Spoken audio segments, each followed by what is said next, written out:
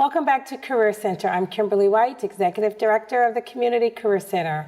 An Information Technology Management Consultant, Phyllis Adams, is with me to tackle the subject that has been talked about in and out of the workplace. Hashtag me too. How are you? I'm well, thank you. Thanks for staying with me.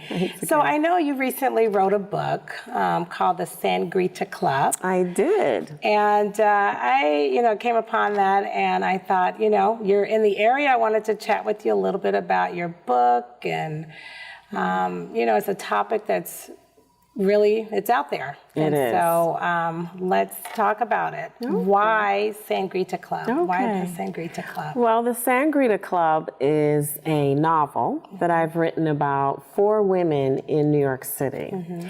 And they are corporate executives. Mm-hmm. And they experience some hashtag Me Too moments in their lives, and this book explores them.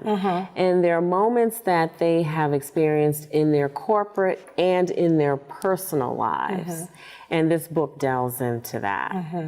And the reason I wrote this book is because I experienced some hashtag Me Too moments in my personal and in my corporate lives. And I wanted to write something for other women so that they could take a look at the lives of these women and they could find themselves here.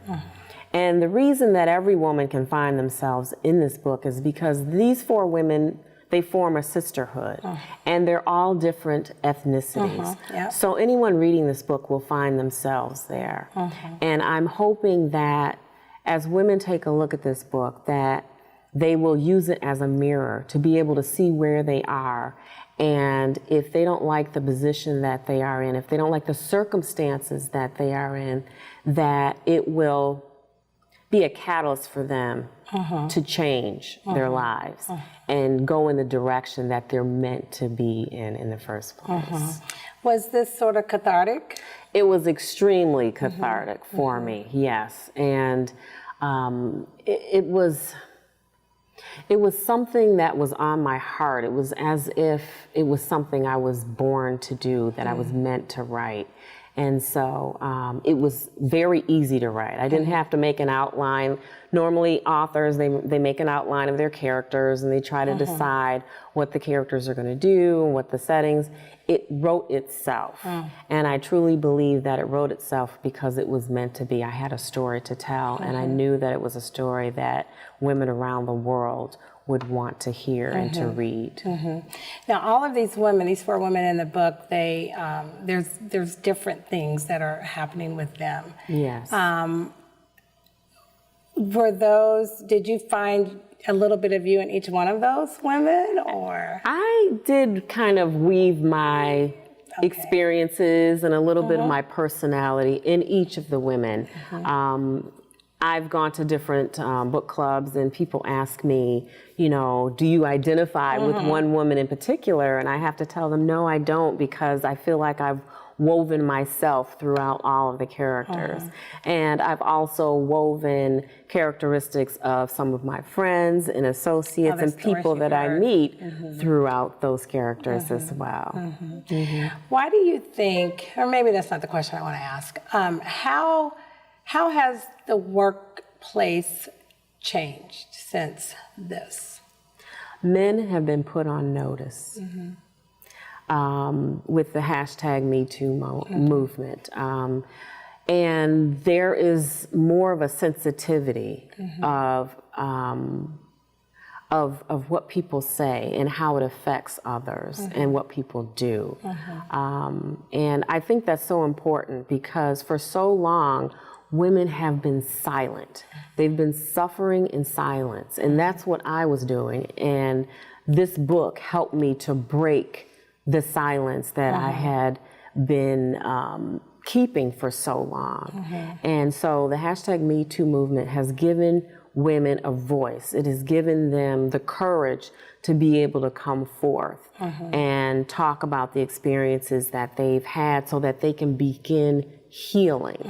And really that's what the hashtag Me Too movement is about. It's not about a character assassination of anyone or trying to bring anyone down. It's about women taking off the facade that they have created for themselves and truly allowing people to see who they are and to understand the experiences that they've had and allowing them to be able to heal and become who they're truly meant to be. Do you think, and I think I'm hearing, or I'm seeing this myself in things that when I'm talking to other people about this, that people are starting to have those open, the dialogue. Absolutely. So the conversations are taking place about this. Absolutely. Yeah. People aren't fearful anymore. They're not hiding. And the cloak of shame has been ripped off of sexual harassment and sexual assault. And so women are feeling a new sense of freedom and a new sense of purpose. And they feel empowered. And for so long, some of these issues from the #MeToo movement have impacted women's careers. And so now we're seeing women who are coming into the corporate workplace, into the political landscape like we've never seen before because there's a new sense of freedom. Right, right. What about, how important is it for people to put it out there to either their significant other, if it's happening to them? Is that something you would recommend? Because most people, to your point earlier, they keep it in and they don't want to say anything. How important is it to get it out there and share it with? I think it's extremely important, especially if things have happened in your personal life, perhaps in your childhood. If you don't deal with them, they will come back in their adulthood. And that's what happened with these women. There are things that they experienced in their childhood that they didn't talk about, that they never got any counseling or talked to anyone about. So these things that they experience, they come back to haunt them in their adulthood, and it affects them in terms of their career and their personal relationships with men. And so it is vitally important to talk about it. Let your significant other know what challenges you've had so that they can be understanding, be sensitive, and perhaps even help you through whatever situations. And it's going. Exactly. Yeah. What steps should a company or an organization take to ensure that their workplace is free from a culture and environment that speaks to #MeToo? Well, there are a few things. Number one, women need to be present at all levels in the company, from top to bottom. And I don't mean just a token here or there, but really be having a seat at the table. Exactly, exactly. I really think if there are more women throughout the different levels of management in companies, then a lot of the things that happen that have happened in the past would not continue. Another thing is training, sensitivity training. For years, we've had sensitivity training. In all areas. Yes, about race and culture and sexual orientation, and adding another component to deal with sexual harassment and just the communication aspect.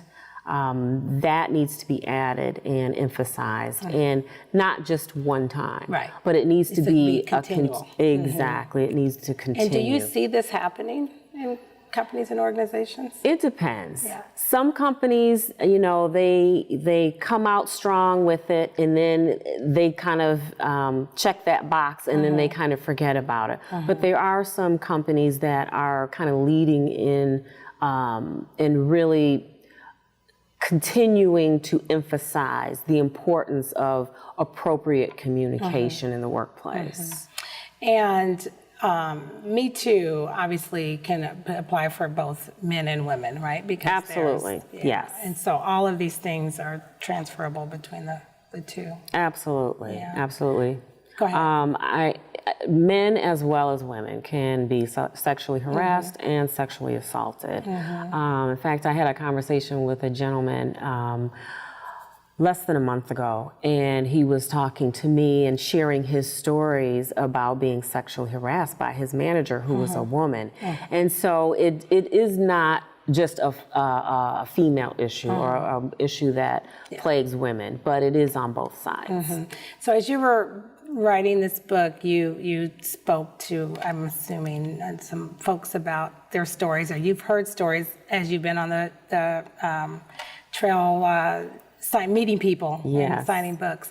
What are some stories or some folks who have stood out while you were going through the book signings? Well, I know one in particular.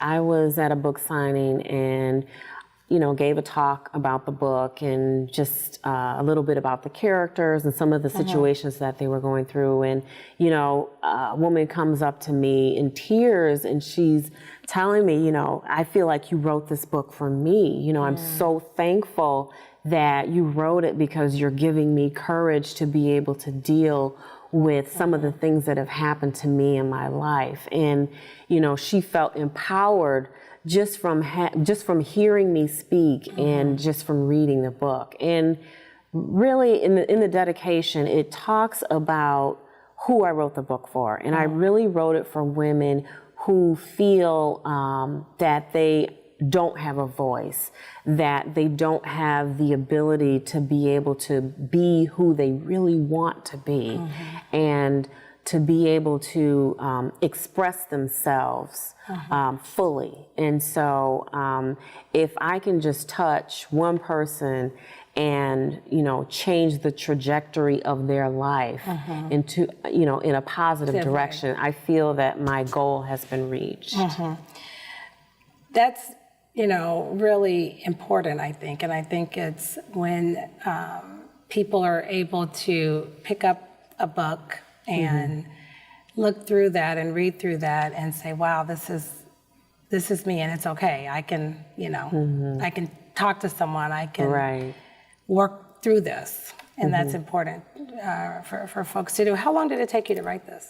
It took me about 10 years to write this book. Okay. Yes, it was not easy because, as I said, it's actually 4 different stories, but they're woven together. And the setting is New York City, but it also goes to China. And so I had to do a lot of research in terms of understanding the culture and places and different customs and things like that. So it took me a while to write. So you've been writing it before #MeToo. I did. Yeah. I did. Yeah, exactly. #MeToo. Absolutely. Yeah. Well, I want to share just your website, some information on how folks can find your books. You have 2. Yes, I do. This is my second book, which I just published a couple weeks ago. It's called Don't Hold Your Breath, A Protagonist's Poetic Catharsis. And it is an anthology, and it contains a group of poetry about relationships, the 4 stages of relationships, which are longing, love, loss, and liberty. Very nice. Yes. And your website is? My website is booksbyamandaadams.com, and both of these books are available at amazon.com. Okay. And this one is actually available at Barnes & Noble and Walmart. Very nice. All right. Well, thank you so much, Phyllis. Thank you so much for having me. Thanks for sharing about the #MeToo movement. Again, it's a hot topic, and It is. I appreciate you coming on and sharing. Thank you. All right, and to our television audience, if you're unemployed, underemployed, or seeking a career change, visit the Community Career Center at 1815 West Hill Road, Suite 900 in Naperville, or search us on the web at communitycareercenter.org to learn more about the resources available to you. Thanks so much for watching.